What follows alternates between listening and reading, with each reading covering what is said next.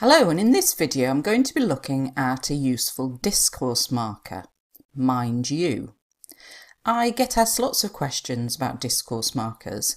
They're the words and phrases that you need to use in order to score highly in the fluency and coherence band. On a basic level it's things like but and. On a more complex level, it's things like however, although, despite the fact that, and there's also discourse markers that we use when we're speaking.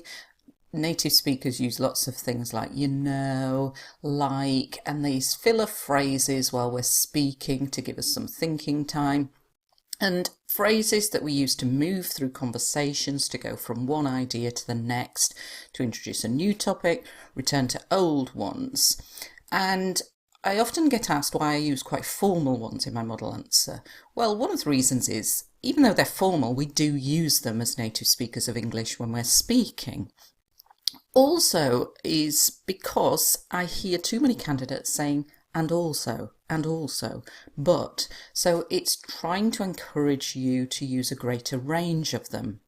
This one we're going to look at is a less commonly used one, and it will make you sound more like a native speaker because I've rarely heard it used by non-native speakers, but native speakers use it all the time.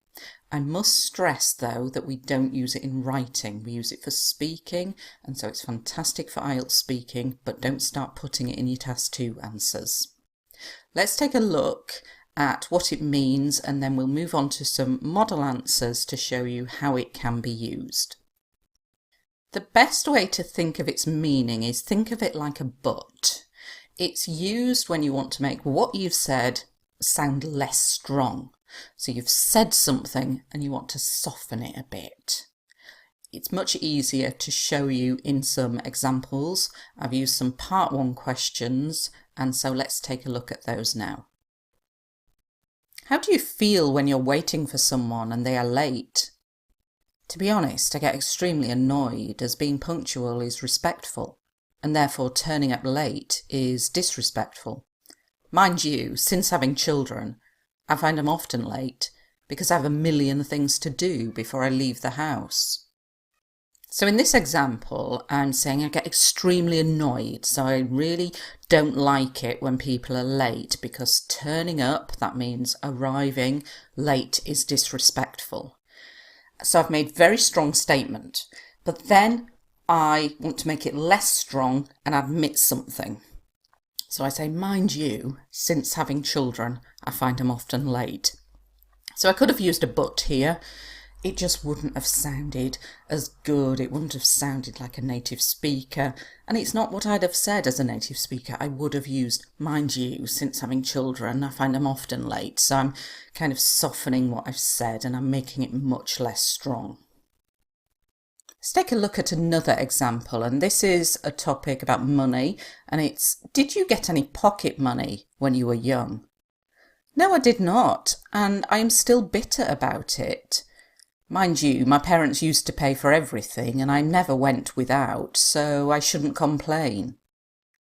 So I'm like very strongly, very forcefully saying, no, I didn't. And I'm bitter about it. If you're bitter about something, you're very angry and annoyed about it. But then again, I'm softening it. I'm making my statement less strong because I'm admitting something. Mind you, my parents used to pay for everything, so it's actually saying it didn't really matter because they paid for everything. I never went without.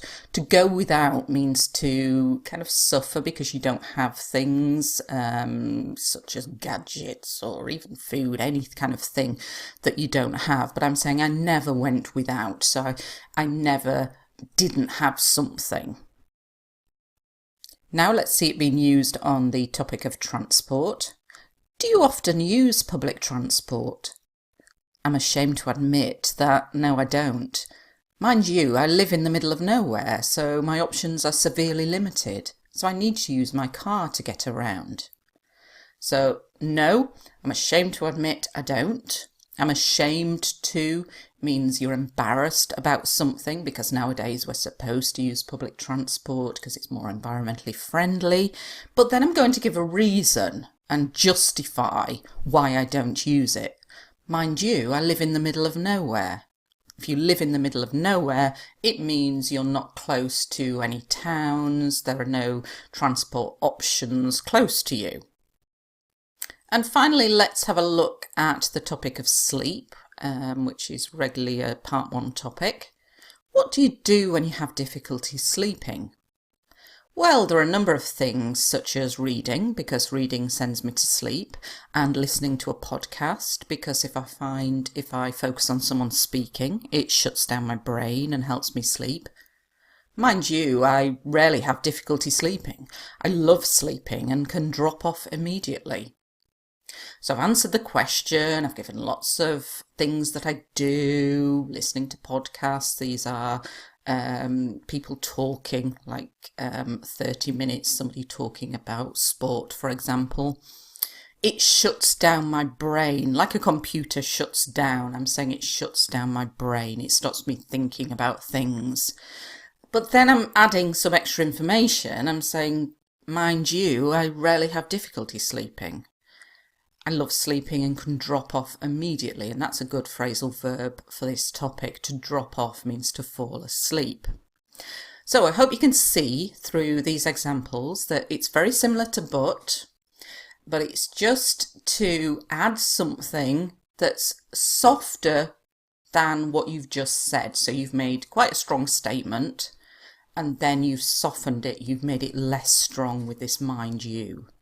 Don't try and use it in every single part 1 answer, but if you can pop it in once or twice and make it sound very natural when you're using it, it will impress the IELTS examiner. And remember, don't use it in IELTS writing. It's informal, it's for IELTS speaking only. Hope you found that useful. Thanks for watching.